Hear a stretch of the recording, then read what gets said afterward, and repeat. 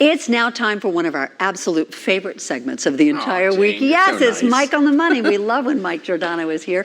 And to start off with, we look at the economy. The markets are at all-time highs. Unemployment is near all-time lows. And yet, a recent survey found that more than 3/4 of Americans, you all, are anxious about your financial situation.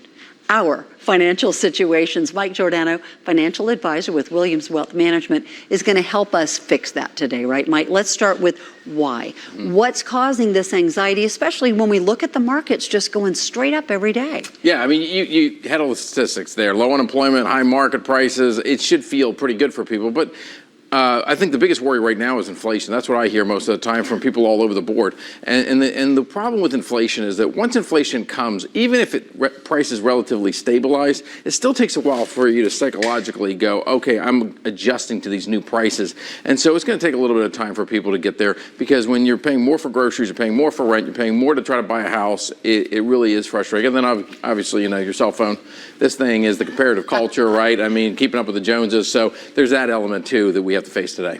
Okay, so now if we're going to take action, if people are feeling a little bit anxious, where do they begin? Where do we just start? Yeah, the first thing you got to begin is in your mind. You got to figure out what your goals are, and think about what those big picture goals are that you're trying to accomplish. Don't even necessarily think about the money. If you think about the goals, that will help you kind of elevate yourself, get you excited about what is it that I want to do that can help me bring satisfaction to my life.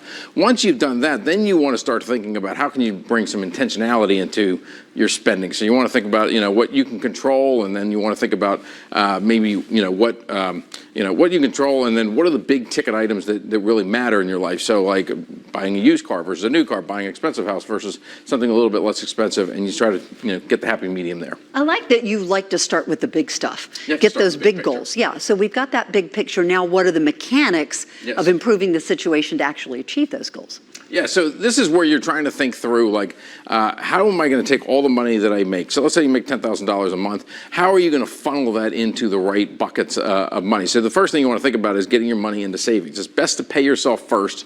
And the way you pay yourself first is you get that money going to your 401k, you put money in your IRA, get your money in your brokerage accounts, get money into savings, start paying down. Most people aren't doing that, though, are they? That's the hard... 20% is the goal here. But, if you're at 1 or 2%, don't beat yourself up. Just try to get to 3, 4, 5%. So you're trying to start with wherever you are and work your way up. So there you see it. There it is on the board, right? 20% to savings, any kind of high interest credit card debt, you want to knock that stuff down. That big 50% bucket is all of your needs. That goes into your mortgage, your rent, car payments, insurance, all that stuff. You want to keep that at less than 50% of your overall money. So if you're making $10,000, that's about a $5,000 bucket. If you get those two buckets right, that 30% bucket, spend however you want to spend it. If you want to spend it on concert tickets, Taylor Swift, like Gabby likes to do, do that. If you want to go to the mall, if you want to go on vacation, use that 30% however you want. Those first two buckets are the absolute most key, critical ones. And I love that you gave us percentages there, because that fits anybody's budget. Look at percentage.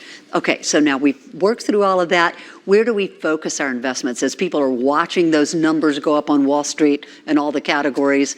Look there first, or where do we go? Yeah, so the first thing you're doing is you're looking at all those goals. So we start off with the goals, take a look at the goals, rank those goals. What are the most important goals? Start there and figure out, okay, how far am I financially from that goal? Is that goal a $20,000 goal and I'm already 15? Then you know how much more you have to put in. You also want to take a look at how far away you are in time. Am I 10 years away from retirement? Okay, I can put money in the stock market. If I'm 2 years away from retirement, I need more money that's, in bonds or even in cash. So that's how you want to think about your investments, is based on each of your individual goals. I think everybody's going to sleep better tonight, Mike. I hope everybody feels better. Yeah, do you feel better? I feel better. I can feel the anxiety melting away. Mike Giordano with Williams Wealth Management. Thank you so much. You bet.